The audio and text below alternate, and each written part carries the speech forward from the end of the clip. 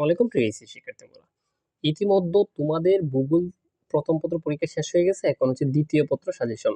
প্রিয় শিক্ষার্থীরা, ভূগোল প্রথম পত্র যাদের সাজেশন কমন পড়ছে তারা অবশ্যই বুঝতে পারছো যে পাবেল ভাই তোমাদেরকে কি সাজেশন দিয়েছে। আজকের এই ভিডিওর মাধ্যমে কথা না বাড়িয়ে তোমাদেরকে অনেকে বলতেছিল যে স্যার অনেক কমন পড়ছে, আমাকে দ্বিতীয় পত্র সাজেশন দেন। দেখো, দ্বিতীয় পত্রতে তুমি কেমনে পাশ করতে পারবা ভূগোলে এবং প্র্যাকটিক্যাল সহ তুমি কিভাবে ভালো একটা মার্ক তৈরি করতে পারো সবকিছু আলোচনা করবো। প্রিয় শিক্ষার্থী বন্ধু, দ্বিতীয় অধ্যায়ে কিন্তু অনেকগুলো অধ্যায় আছে এবং মোটামুটি ভাবে দ্বিতীয় পত্রটা একটু কঠিন থাকে। সো কঠিন থাকলে তো আর হবে না, তোমার জন্য একদম পাশের ব্যবস্থা করে দিব আমি। ঠিক আছে, তো আজকের এই ভিডিওর মাধ্যমে তোমাদেরকে কিছু এমসিকিউ এবং জ্ঞানমূলক প্রশ্ন দেবে, এগুলো পড়বাই পড়বা। ঠিক আছে, শেষ মুহূর্তে এসে কি পড়বা অনেকে জানো না, এটা আমি যা দিচ্ছি তুমি শুধু তা পড়ো। সো দ্বিতীয় পত্রে কিন্তু তোমার প্রথম অধ্যায়টা আছে, এটার নাম হচ্ছে মানব ভূগোল। মানব ভূগোল কি? মানুষ দ্বারা সৃষ্ট যে ভূগোল কাজকর্ম তাকে বলা হয় মানব ভূগোল, এক কথায়। প্রিয় শিক্ষার্থী বন্ধুরা, সর্বপ্রথম আসবে যেটা, এটা জ্ঞানমূলকের জন্য বহু ইম্পর্টেন্ট, এটা হচ্ছে মানব ভূগোল কি। মানব ভূগোল হচ্ছে ভূগোল শাস্ত্রের একটি শাখা। ভূগোলের অনেক শাখা আছে, মানব ভূগোল, কৃত্রিম ভূগোল, প্রাকৃতিক ভূগোল সবকিছু আছে। এখন ভূগোলের জনক কে বলতো? ভূগোলের জনক ইরাটোস্থেনিস। এটা অনেকেরই জানা, ভূগোলের জনক হচ্ছে ইরাটোস্থেনিস। তো কোন ভূগোলবিদকে মানব ভূগোলের প্রতিষ্ঠাতা বলা হয়?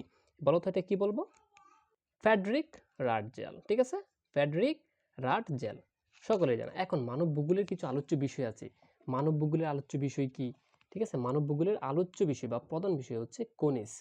মানব ভূগোলের মূল আলোচ্য বিষয়বস্তু কোনটা? এটা হচ্ছে মানুষ।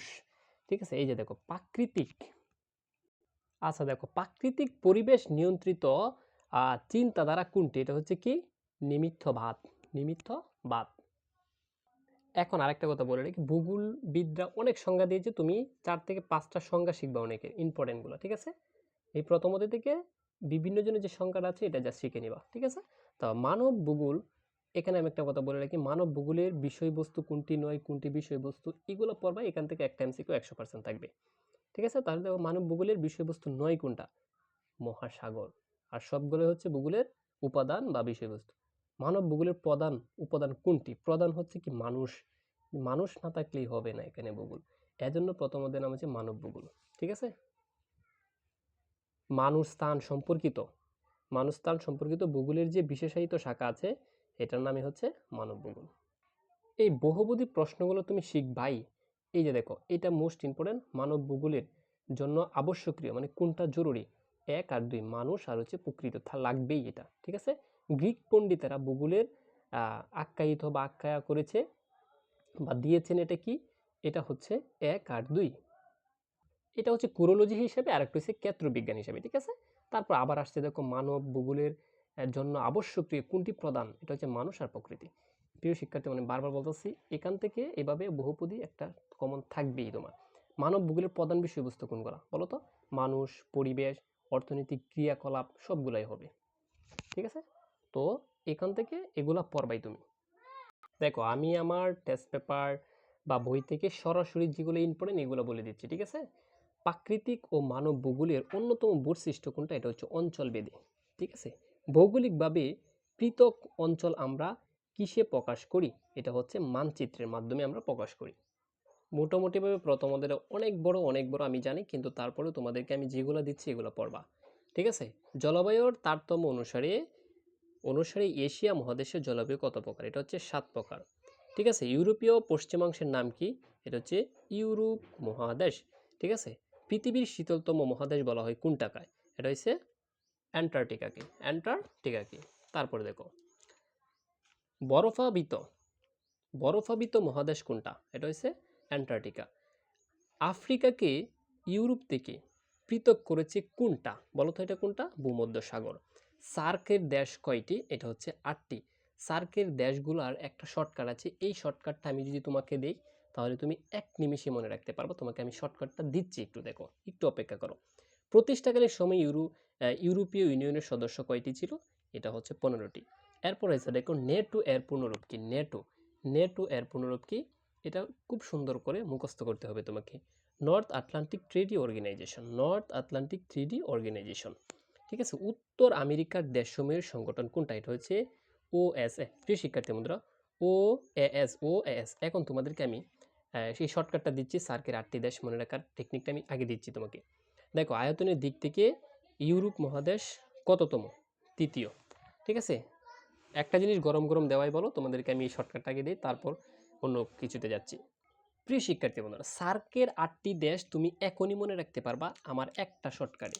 ঠিক আছে, আমি যত শর্টকাট আছে তোমাদেরকে দিয়ে দিব। এখানে একটা নাম আছে NINIPA, নিপা MBBS, অর্থাৎ নিপা একজন MBBS ডাক্তার। জাস্ট এটা মনে রাখবা, এই টেকনিকটা জাস্ট তুমি একটু মনে রাখো। Nipa MBBS, Nipa MBBS, Nipa MBBS। এনতে নেপাল, ঠিক আছে, আইতে ইন্ডিয়া, পিতে পাকিস্তান, এতে আফগানিস্তান, এমতে মালদ্বীপ, আর বিতে হচ্ছে ভুটান, ঠিক আছে, বিতে বাংলাদেশ, আর এসতে শ্রীলঙ্কা। শেষ। তার মানে নেপাল, ইন্ডিয়া, পাকিস্তান, আফগানিস্তান, আর একটা হচ্ছে মালদ্বীপ, ভুটান, বাংলাদেশ, শ্রীলঙ্কা, এই সবগুলো হচ্ছে সার্কের সদস্যভুক্ত দেশ। তুমি 1 সেকেন্ডে পারবা নিপা MBBS, জাস্ট এইটা যদি তুমি মনে রাখতে পারো। ঠিক আছে, এইটা মনে রাখতে পারলেই তুমি MCQ হাজার হাজার পারবা। ঠিক আছে, যদি এই টিক্সটা ভালো লাগে কমেন্ট বক্সে জানাবা যে ভাই সেই লেগেছে, আপনার ভিডিও আমি শেয়ার করছি এখনই। তো এখন আমরা চলে যাই মূল আলোচনায়। তারপর আমরা চলে আসি এখন এখানে। দেখো এই যে দেখো, নদী বহুল দেশ মহাদেশ কোনটা? এটা হচ্ছে উত্তর আমেরিকাতে সবচেয়ে বেশি নদী, এই জন্য এর নাম হচ্ছে নদীবহুল দেশ। আমি কিন্তু ব্যাখ্যা সহকারে প্রত্যেকটা কিছু বুঝাবো তোমাকে।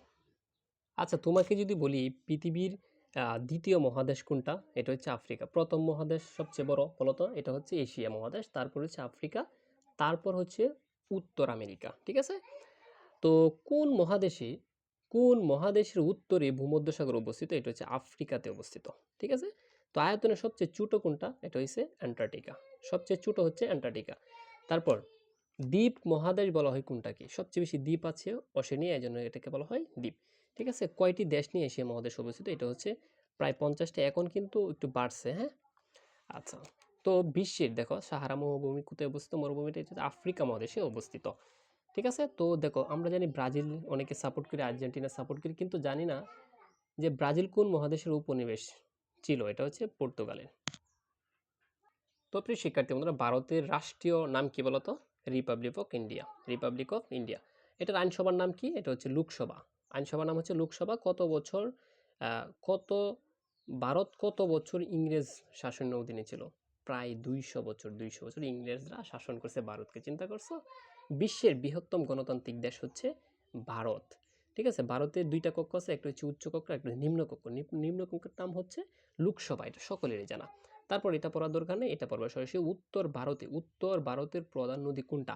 এটা হচ্ছে সিন্ধু নদী। ঠিক আছে, প্রিয় শিক্ষার্থী বন্ধুরা, তারপর এটা পড়বা একদম।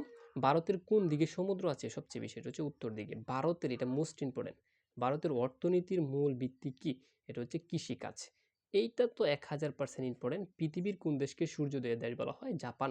এবং সূর্য অস্তের দেশ বলা হয় নরওয়েকে।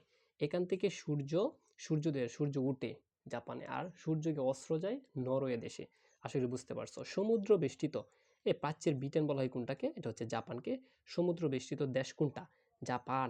আর জাপান হচ্ছে ভূমিকম্পের দেশ। ঠিক আছে, এটা আমি পূর্বে বলেছিলাম তোমাদেরকে। জাপানের পার্লামেন্টের নাম কি? ডায়াট। এটা প্রত্যেকটা পরীক্ষাতে আসে। জাপানের পার্লামেন্টের নাম কি? ডায়াট। প্রিয় শিক্ষার্থী বন্ধুরা, আমি তোমাদেরকে কথা বলি এখন। এই অধ্যায়ে অনেকগুলো এমসিকিউ আছে। তোমরা যারা এটার পিডিএফটা নিতে চাও, আমার কমেন্ট বক্সে বলবা যে ভাইয়া আমি নিতে চাই, এবং লাইক কমেন্ট শেয়ার করবা। যদি করো তারপর এগুলো করে আমাকে হোয়াটসঅ্যাপে নক দিবা, পিডিএফটা পেয়ে যাবা। ঠিক আছে, যেগুলো বললাম এখানে প্রত্যেকটা আছে। এই অধ্যায়টা যেহেতু অনেক বড়, এবং এই অধ্যায় থেকে প্রায় প্রতি বছর 2 থেকে 3টা সৃজনশীল আসে। ঠিক আছে, তো দেখা হবে তোমাদের সাথে অন্য কোনো একটা ভিডিওতে। যদি তোমাদের রেসপন্স হয়, প্রত্যেকটা অধ্যায় আমি ব্যাখ্যা সহকারে বুঝাবো শর্টকাট দিয়ে।